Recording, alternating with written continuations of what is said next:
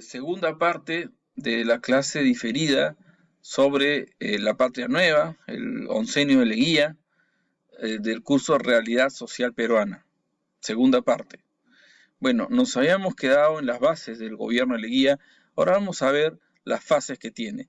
Su primer gobierno es de 4 años, por eso fue elegido, luego vamos a ver cómo se reelige, cambia la constitución para reelegirse de hecho, y comienza tomando algunas medidas bastante interesantes. Desde el comienzo se enfrenta a los gamonales y a los oligarcas, lo que ya estaba anunciado, ¿no? Pero necesita aliados. Para esto necesita aliados, son las fuerzas más poderosas del Perú y necesita aliados. Se alía hasta cierto punto, esto es parcial, con, con sectores representantes del campesinado indígena. Para eso da una serie de medidas de reivindicación simbólica y material de los campesinos indígenas. Se crea el Día del Indio, que es el 24 de junio. Se comienzan a implementar escuelas rurales en el campo para los indígenas y medidas más bien materiales como son la entrega de títulos de propiedad a las comunidades, indígenas, ¿no? Esto es súper importante porque si bien las haciendas tenían la mayor parte de la tierra en el campo, no tenían el 100%. Los indígenas todavía conservaban algunas tierras, las que no habían perdido en el siglo XIX, básicamente. Pero esas tierras no estaban registradas ante el Estado. Bueno, Leguía las va a registrar. Leguía les va a dar las tierras a los campesinos indígenas, lo que tiene una doble connotación. Es una connotación material, porque bueno, ahora van a ser propietarios, pero también es una connotación simbólica, es una reivindicación del indígena. Es una reivindicación, ¿no? Eso aumenta su popularidad. Ya en las imágenes. Aquí hay una imagen de una familia cusqueña recibiendo títulos de propiedad, ¿no? Es algo que agarra sentimientos, o sea, genera sentimientos positivos entre quienes reciben los títulos de propiedad, ¿no? Es el derecho a tener sus tierras. También va a tomar algunas medidas en favor de los obreros, como por ejemplo el sueldo mínimo. Va a avanzar también en medidas de seguridad social. Y esto también le va a elevar la popularidad. De hecho, Leguía en este momento era popular. Los sectores medios, las clases medias y la burguesía también lo apoyaban y era popular.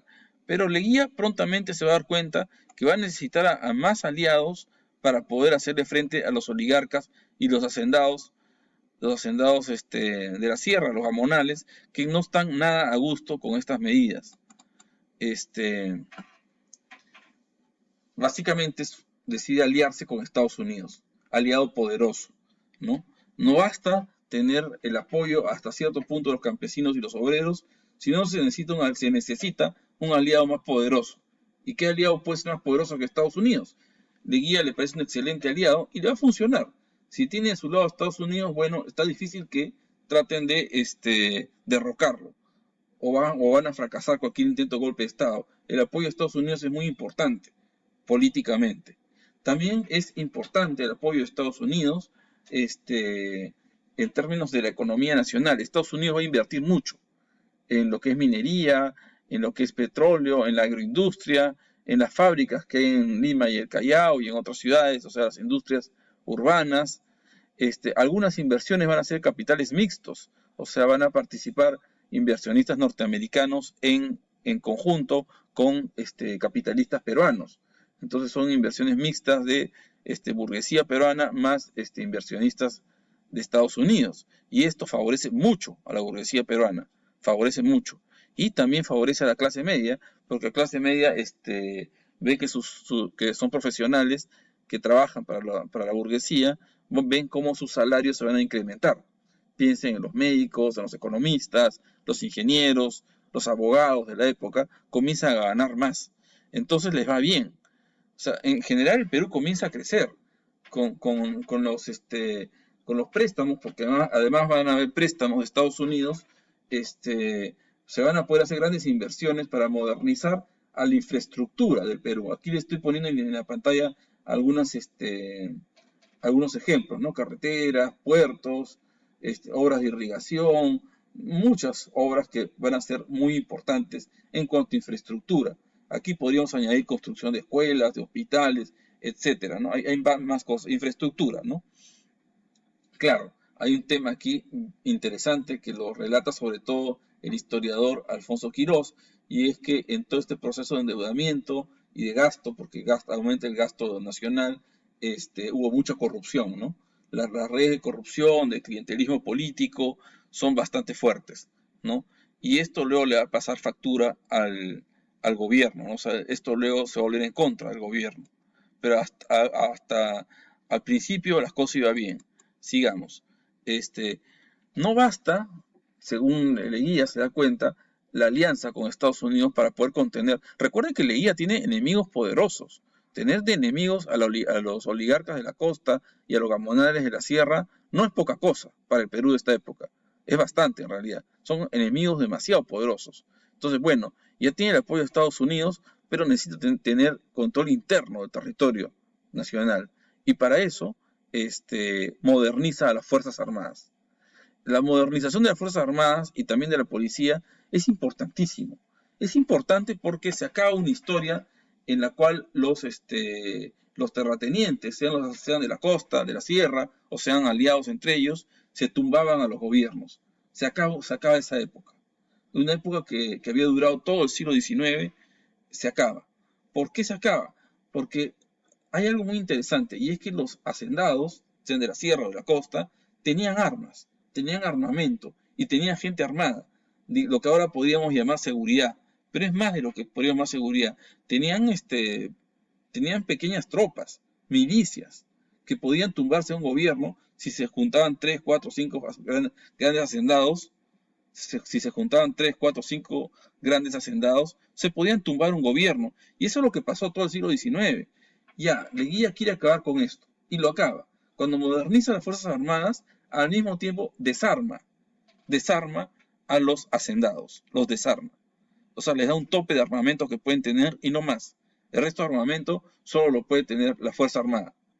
Al imponer el poder de las Fuerzas Armadas, que son del Estado, que obedecen al gobierno en todo el territorio nacional, se acaba toda una era en el país. La era de las milicias, la era de los caudillos, la era de las montoneras, qué sé yo. Se acaba esa era, acaba esa época, ¿no? Sí, ahora vamos a tener Fuerzas Armadas profesionales que van a servir al gobierno y que van a tener su propia lógica, las Fuerzas Armadas, su propia lógica. Más allá de la clase social de la cual proceda, las Fuerzas Armadas tienen su propia lógica. Y esto va a ser muy importante para lo que va a venir después. Los golpes de Estado que van a venir después de Leguía, en las décadas posteriores, en el siglo XX, ya son distintos a los que habían antes.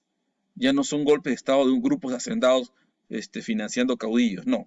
Ahora son Fuerzas Armadas profesionales que hacen golpes de Estado, intervenciones, o a veces ni siquiera hacen golpes, pero presionan a veces sin dar golpes a los gobiernos civiles de una manera institucional, como Fuerzas Armadas, con su propio razonamiento institucional, si se quiere, ¿no?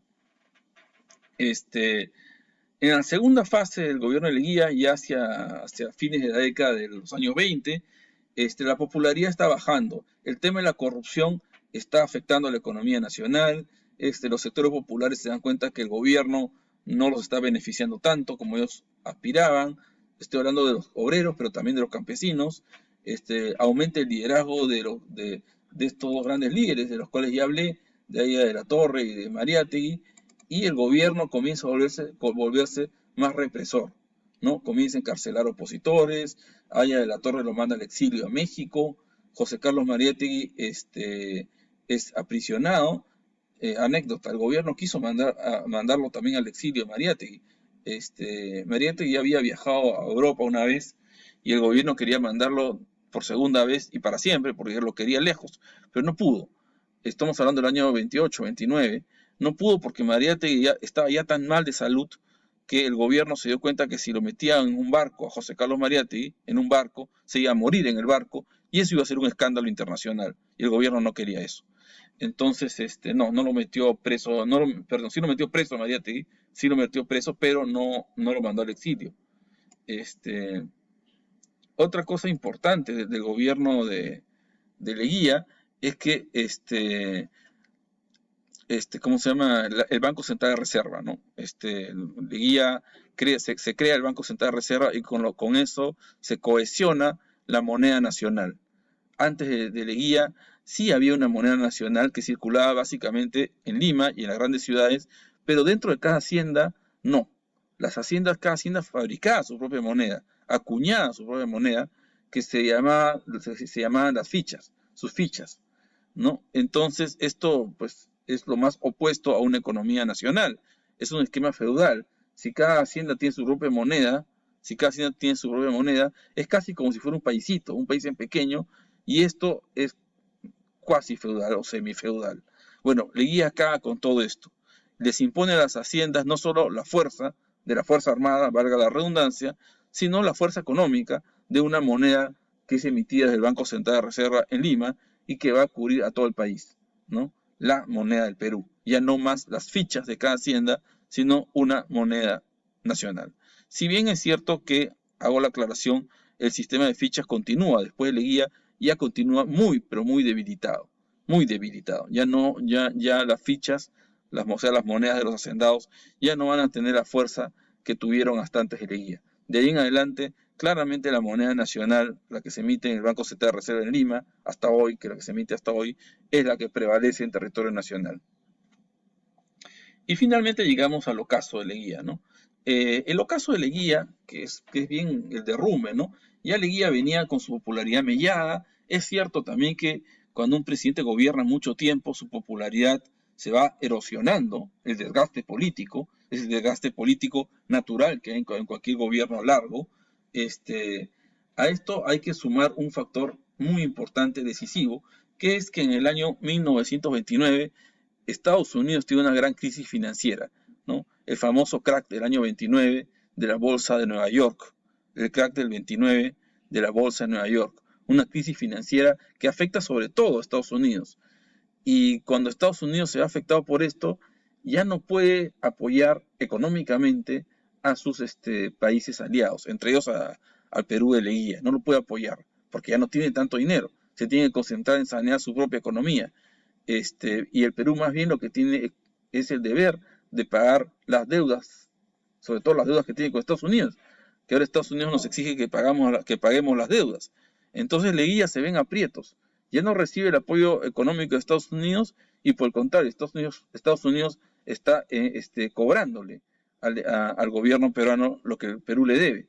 Entonces eso hace que el Perú también entre en crisis, y una crisis más fuerte que en Estados Unidos, en la medida que el Perú es un país más pequeño y con una economía más débil que la de Estados Unidos. Se retraen los mercados internacionales, se retraen las inversiones, dejan de venir las inversiones, decrecen nuestras exportaciones, y el Perú entra en una crisis terrible que, sumado a todo lo que ya he dicho, que ya hoy en día venía mal en popularidad, hace que sea muy impopular Leguía ya para este momento, ¿no? Entonces, este es el momento en el cual además los gamonales y los oligarcas que nunca lo quisieron a Leguía se van a poner más agresivos en su contra, y finalmente ellos y otros sectores más se van a coludir con las Fuerzas Armadas para que en 1930 Sánchez Cerro le dé un golpe de Estado. Le dan el golpe de Estado en 1930 y con esto finaliza este gobierno, ¿no?, de 11 años. Para finalizar, vamos a decir por qué se le conoce como el nombre de Patria Nueva. Patria Nueva es el nombre que le da Leguía a su gobierno, le da el nombre de Patria Nueva porque estamos en el contexto del centenario. El Perú está en el año 1921, cumplió 100 años de independencia, y en ese contexto se da este gobierno, el de Leguía. Él lo llama la Patria Nueva porque su plan de modernizar el Perú, él lo veía como una refundación del Perú. Por eso él lo llama la Patria Nueva, aunque muchos historiadores también lo conocen con el nombre de Oncenio de Leguía. Es lo mismo, si hablan de Oncenio de Leguía o de Patria Nueva, estamos hablando de lo mismo. Bueno, cualquier pregunta, duda, estoy en mi mail, también está en el foro de Paideia. Muchas gracias por su atención. Hasta la próxima.